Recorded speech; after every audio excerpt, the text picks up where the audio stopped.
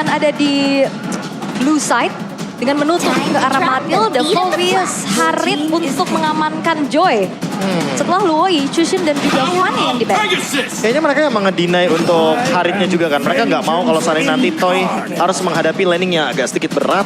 Sementara untuk picknya terhadap Badang dan Moskov, ini langsung benar-benar tertuju untuk mengambil sisa-sisa gold laner yang benar-benar bisa melakukan 2 job desk di waktu bersamaan. Split push dan juga hadir dalam team fight. Wow. Ini agak cukup berani pergerakan para pasukan dari Navi melepas Joy. Yang kita tahu sosok dari Sutsujin sangat lihai dengan Joy yang dia miliki. Oke, pertukarannya tapi masih ada satu Suyo yang mungkin akan diambil. Profesor, oke Suyo, gue setuju.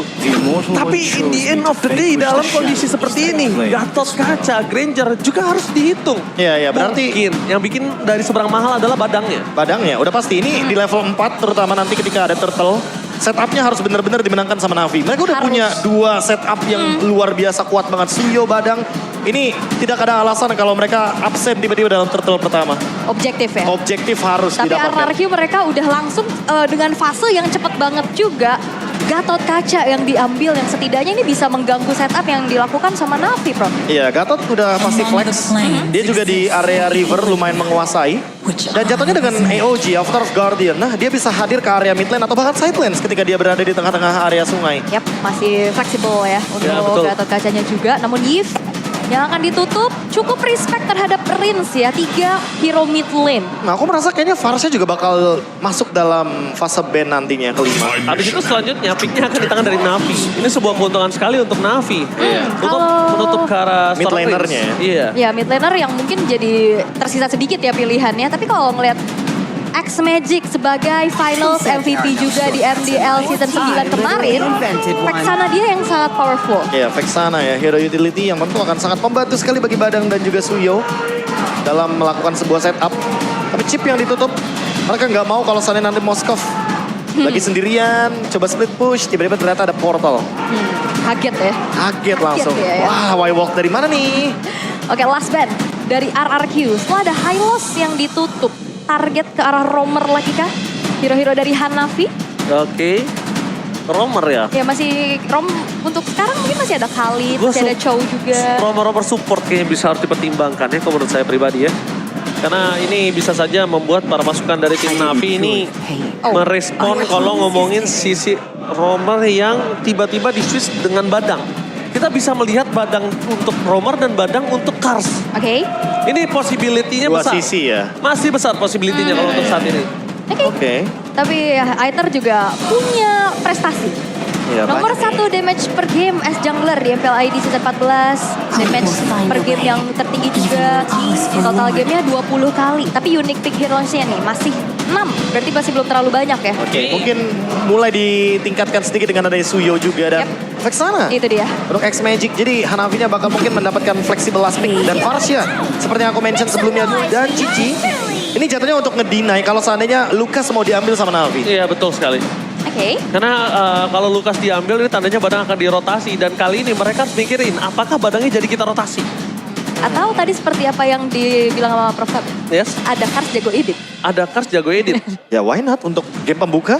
Oke. Hero Power nggak ada salahnya kok. Iya, debut. Why not?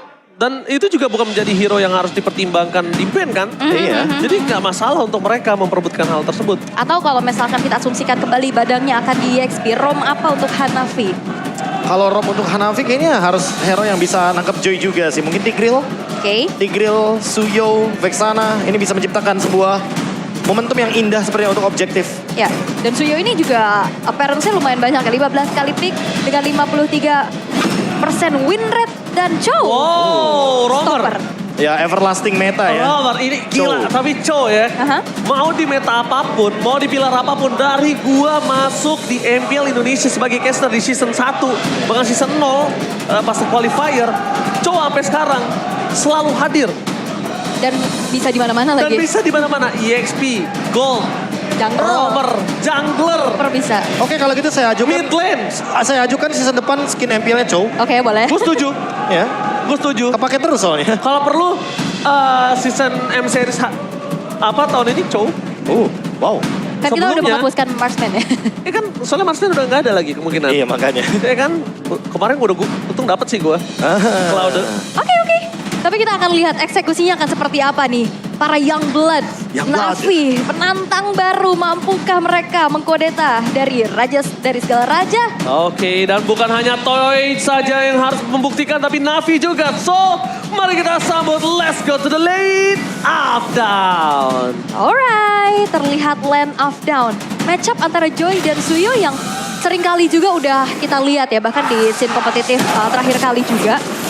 Dan seharusnya seperti apa yang tadi Prof KB bilang, untuk segi kontrol objektifnya harusnya Na'Vi lebih unggul. Seharusnya. Seharusnya secara komposisi. Secara komposisi, mereka punya Chow. Ini udah bisa ngebukain map dengan mudah banget. Oke. Dan memang permasalahan mungkin yang nanti akan dihadapi Na'Vi ketika mid game adalah poke damage yang begitu konsisten dari RRQ. Mereka punya Farsha, mereka punya Granger. Apalagi dengan emblem Fighters yang dibawakan akan menambah sustainability lagi. Oke, tapi nampaknya Riz bakal coba dihajar first blow, so no-win. X-Magic berhasil mendapatkan satu poin kill yang sangat mahal dari Riz. Kenapa gue bilang sangat mahal? Karena dia adalah mid laner. Dan kondisi early power dari Riz itu juga menimbulkan efek first blood loh. Jangan lupakan hal tersebut. Ini clear cepet, rotasi cepet yang dipegang sama Na'Vi sekarang walaupun memang unggulnya masih nggak terlalu banyak ya. Oke. Kendali Bush yang sangat-sangat manis dari Hanavi ya sebenarnya. Jadi itu membuka juga agar Na'Vi bisa buka satu poin kill yang sangat-sangat manis sekali. Dan bahkan pressure ke arah Toy. Wow, tapi tentunya bukan hanya Toy yang memberikan pressure, tapi Sun Sujin. Di depan sana, di sana belakang dengan Padang. Memperhatikan pergerakan dari sana Sun Sujin. Almas take down Aether. Gagal untuk mendapatkan satu poin kill. Coba untuk mendapatkan satu poin kill. Tapi nampaknya kali ini momennya Aether sedikit kebingungan. Terlalu banyak jarak yang harus didapatkan. Sedangkan Rincia kembali lagi menjadi target utama dari seorang Hanafi. Meanwhile, 2 poin kill didapatkan dari Navial. Wah ini targeting yang dilakukan sama Hanafi juga udah siapa aja yang di depan dimakan. Cuman ada satu Purify aja yang dibawa sama RRQ, Bro. Ya, dan jangan lupa juga sih, tadi kan teman-teman dari RRQ coba buat invade jungle. Dan itu di bawah menit kedua, jadi otomatis damage yang diberikan sama member Na'Vi pasti bakal lebih menyakitkan. Apalagi di dalam area jungle dari Na'Vi-nya. Dan setup seperti yang tadi kita mention, sekarang Suyonya, Aether. Dia ada di orange buff. Menandakan kalau misalkan berarti RRQ malah dapetin keuntungan karena akan memberikan Setsujin level kelimanya. Oke, informasi dapatkan one situation CV versus Choi. Segera full power tapi kali ini bisa diketahui dikeluarkan secara CV. Walhasil, Choi still survive di atas top lane.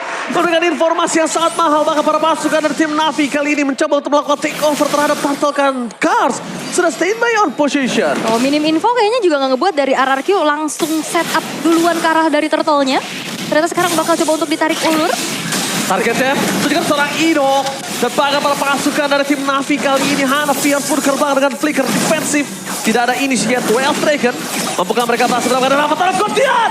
Double stun! Apakah mencoba berhasil dibalikan kembali walaupun Ravis ke tempat satu Sutsuji masih bisa bertahan. Tidak ada bisa masuk ke dalam. Berarti bisa dengan top point. Membuat para pasukan dari Na'Vi harus merelakan turtle pertamanya. Turtle pertama yang diharapkan bisa dipegang sama Na'Vi dengan komposisi mereka yang cukup kuat.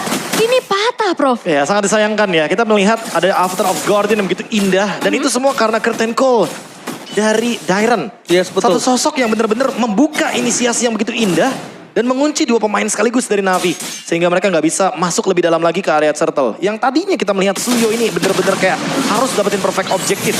Kayaknya harus diurungkan niatnya. Malah sekarang Setsuji dapetin keuntungan. Dia akan lebih lead lagi dari level. Dan nanti di menit yang kelima dia pasti bakal solo farm di far lane-nya. Lihat Dairennya, dia benar-benar respect sekali dengan Cars. Dia nggak mau head to head, dia cuma main poking aja di sini. Dia main aman banget ya. Tapi kalau ngelihat juga tadi di area gold lane-nya yang ada pressure besar yang diberikan oleh Shive terhadap Toy. Thanks to Turtle juga yang nge-share dari EXP. Ngebuat dari levelnya juga nggak ketertinggalan banget. Ya walaupun tadi ada beberapa laning yang harus direlakan ya. Karena 1v1-nya terlalu menegangkan seperti di bagian gold lane. Jadi harus ditunggu terlebih dahulu, tapi Hanafi. Oh itu benar-benar dia on moment yang sangat tepat. Dia langsung menuju ke arah bush yang agak cukup ragu kita lihat tadi ya. Sebenarnya nggak ada yang tahu di situ ada Hanafi, cuma ragu aja. That's why Induk langsung ngecek boost dengan Unbreakable. Oh, udah strike-nya hanya untuk mengusir saja X-Magic. Dan belum ada inisiasi lagi nih dengan adanya peak of power yang dimiliki oleh Hanafi. Dan ternyata gold lane-nya juga dibiarkan saja mandiri nih. Karena ada Purify juga kan. Dan kebetulan Hanafi masih cooldown dari flicker tadi barusan. Dan sekarang ready, mungkin sekarang harus menciptakan momentum. Karena Aether juga harus mengejar ketertinggalan yang tadi didapatkan. Sehingga nanti di turtle yang kedua mereka nggak bakal mendapatkan treatment yang serupa. Takutnya nanti kena EOG lagi untuk kedua kalinya karena Idok masih menahan nih ultimate-nya dari tadi. Tapi dia kelihatan sih, main chow-nya udah cukup fasih dia. Oke. Cara gunain Senpu sama Jet Gundonya fasih, tapi lihat di sini. Oh, Hanafi mau coba untuk memberikan sedikit distraction. Dan no, solo kill? No way! Solo kill dari Toy. Brilliant Goldlin memberikan keuntungan sangat mahal untuk para pasukan dari tim RRQ. Itu, standby, face crack, menuju ke arah depan sana, menuju ke arah seorang Indo dan kawan-kawan amat terus kiat. Terus mendapatkan Ether, terperangkap dengan damage yang terlalu besar. Susujin bebas untuk menarik ke arah belakang. Mereka kehilangan the power of retribution. Dan Susujin masih mau lebih. Looking for triple kill, Susujin. Menarik dengan indah tapi ternyata terperangkap di depan sana dengan CV. Susujin, mampukah bertahan? Mencoba recover seorang Indo dan Susujin. Nampaknya kali ini terlalu dalam. Ingat, nafsu membunuhmu. Oke, dan bahkan ini keuntungan dipegang begitu banyak oleh RRQ Hoshi. Mereka dapetin outer middle turret. Dan solo kill yang dilakukan oleh Toy ini juga merubah keadaan yang cukup signifikan. Ya. Ini benar-benar langsung kacau balau dari Navi-nya. Yang awalnya mereka unggul dari segi point kill, tapi ternyata sekarang udah mulai No, ke-drag. wow. My God. Oke, sir. Satu suara untuk RRQ. Navi, ini saatnya kalian membuktikan untuk menampar seluruh caster yang bertugas hari ini. Biasanya sih ketampar ya. Iya, makanya kita bakal lihat apakah Navi dan Navi Nation akan bersorak untuk menampar para caster 6-6-nya yang bertugas. Karena benar-benar ini semuanya 2-0 dan Aul dengan 2-1-nya. Tapi semua ke side ke arah RRQ. Yap, dan ini kontrol objektif yang harusnya bisa dipegang sama Navi pun masih belum terlihat lagi. Akan semakin diperparah dengan ketertinggalan yang dia alami. 2-0 sekarang untuk turtle-nya.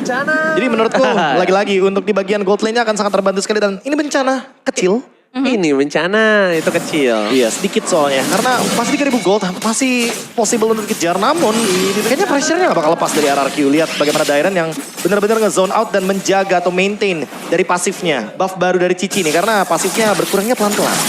Oke. Ini sejauh ini udah mulai dikuasain dari visionnya, dari setup untuk bisa bahkan ke area jungle-jungle yang dimiliki sama Aether juga ini terpaksa harus direlakan terus-terusan nih. Ini itu dia pertanyaan aku ketika mereka berani untuk ngepas Joy itu kan menjadi pertanyaan tanda tanya besar untuk saya pribadi ya, jujur. Agak cukup berat loh membuka Joy untuk seorang Susujin dengan kondisi mereka tahu Joy kali ini masih belum ada perubahan yang signifikan untuk di nerf. Dan Susujin power dengan hal tersebut. Ya dan walaupun pertukarannya dengan adanya Suyo ya. Tapi early play-nya gak berjalan dengan maksimal sih. Walaupun upaya dari stoppernya ini udah dilakukan juga sama Navi ya. Dengan ada Chow, dengan ada Badang. Cuman ternyata masih belum bisa diimplementasikan dengan cukup baik. Alright, Tyler mencoba untuk mengganggukan seorang Aether. Menuju ke arah belakang Hanafi mencoba untuk mengejar 1 point kill. Tapi nampaknya mereka mengurungkan niat. Informasi yang didapatkan dengan Retribution ini juga nggak sebanding dengan adanya objektif yang masih cukup lama. Jadi waktu dari objektif dan Retribution ini masih stabil, masih equal gitu loh, nggak rugi. Yep. Dan rotasi yang dilakukan sama Hanafi juga memang berkutat di area river aja ya. Nggak terlalu yang coba untuk makan ke arah gold atau EXP-nya. Lebih berfokus untuk kuasain area tengah. Berbiasa ya, formasi 4-1 untuk pressure ya. Karena ada Rins dan juga kebetulan ada Toy dengan hero-hero yang jaraknya sangat jauh. Dead Sonata, Feather Air Strike. Keduanya tentu bisa memberikan poke damage yang sangat-sangat luar biasa. Apalagi kalau misalkan untuk ngomongin sekarang nih. Susujin hampir selesai dengan Holy Crystal. Dia udah ready banget untuk team fight 5. Sementara dengan adanya Sky Pierce yang dimiliki sama Toy tadi, ini juga akan menambah daya dobrak dari RRQ untuk bisa melakukan eksekusi. Iya. Pertama lagi itu juga bukan dia damage dealer utama. Dia tuh Sky Fisher-nya ini, dia akan sangat membantu ketika banyak banget damage yang dikeluarkan oleh Susujin dan juga Dairen itu tidak tereksekusi, Prof. Iya, dan jadi jangan dia lupa. sebenarnya bukan ujung tombak banget dengan Sky Fisher ini. Iya, karena pilihan dari emblem awalnya aja fighter. Yes, Dia betul. ingin bertahan hidup dan bisa mendeliver damage sebanyak mungkin. Iya benar, survive ya. Mode survive mode-nya. aja ya. Iya. Survival mode. Oke, dan juga turtle yang ketiga memang tidak dimunculkan. Langsung dirubah menjadi Lord yang langsung pula didapatkan dan spawn di arah top lane milik dari RRQ Hoshi. Temponya memang pelan-pelan, tapi ini cukup mematikan loh. Nah itu dia, kayak pressure without killing kan. Itu bener-bener kejam banget karena tiba-tiba buff hilang, turret hilang dan pressure-nya gak berhenti. Dairen bener-bener nge-zone out, memberikan informasi agar tinggal datang aja Susujinya. Oke. Dan kali ini Navi mereka harus melakukan defense terlebih dahulu karena RRQ juga sedang mengontrol nih. Slow push. Walaupun memang masih Lord yang pertama. Tapi Masih. kalau bicara tentang high ground apakah cukup kuat untuk Navi? Ya kalau ngomongin high ground masih ada Moskov sih dari Shive. Oke. Mungkin itu bakal jadi jawaban. Tapi let's see, apakah nanti Shive tidak akan mendapatkan ya gangguan serupa ya? Karena dari tadi Setsujin datang tiba-tiba udah 3 stack, tinggal nyanyi dia dengan Electrify. Yes, dan juga kayak Navi mereka punya PR untuk bisa menjangkau lini belakang ya. Yes. Kayak main front to back kayaknya agak susah. Agak susah emang. Dia harus main front to back. Dan harus nunggu juga ini untuk Shive jadi Trinity dulu. Masih banyak banget syarat untuk comeback dari Navi. Masalahnya di menit yang ke-10 mereka sudah hampir saja kehilangan satu batu dan faktor Kertian. Berhasil menangkap satu Aether. Gak lagi bisa diselamatkan dan bahkan di depan sana. Well, saya akan menjaga seorang Idok tidak bisa di-follow dengan Timid. Masih terlalu keras fokus karena pace-nya. Mereka gak peduli apapun yang terjadi. Di depan sana para pasukan dari tim RRQ mereka sadar tidak mau terlalu terburu-buru. Mereka lebih pengen merontokin semua base turret yang hadir. Nah ini pelan-pelan ya, tapi ini bakal ngasih pressure terus juga. Dan upaya kombinasi dari RRQ berjalan dengan cukup manis. Avatar of Guardian, Curtain's Call dari tadi sinkron banget, Prof. Ya karena bikin miskom kan, yang satu mau maju, yang satu mau mundur. Terus tiba-tiba terjebak dengan adanya tali dari yoyonya Cici dan ya udah. EOG tinggal landing aja jadi. Bener ya, mau kabur gak bisa diikat. Harus bareng-bareng soalnya. Malah jadi enak buat targeting dari Avatar of Guardian-nya. Dan sekarang Navi mereka masih mencari jawaban untuk bisa melakukan defensif terlebih dahulu karena adanya lane jauh juga nih yang jadi PR walaupun ada Moskov. Setuju sih. Oke, lihat Moskovnya di poking. Wah. Lihat Hatta dan Tasar. What are you doing? What are you doing, Ether? Dia tahu kalau dia masuk sekali nggak akan bisa keluar dan seluruh pemain RRQ di depan sana. Wah, itu keputusan yang menurut aku nggak bijak sih. Itu nggak bijak sekali, Profesor. Semua dealing damage masuk ke tubuh Suyo. Ya karena dia udah harus tahu itu akan terjadi loh, Prof. Ya, harus lebih hati-hati juga kan. Ini udah ada 3 kill loh dari Toy. Sky Pierce-nya udah sangat siap dan tetesannya. Oke, tetesan dari siapa yang damage dikeluarkan. Fokus menuju ke RBS turret yang dimiliki dari tim Navi. Tampaknya masih berdiri kokoh gagah menantang di depan sana tanpa harus bisa ditumbangkan.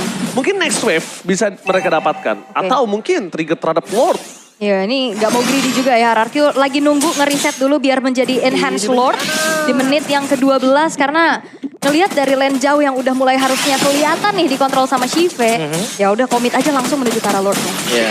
Dan ini benar-benar kayak udah tahu juga kan kalau bakal dapetin free terhadap Lordnya.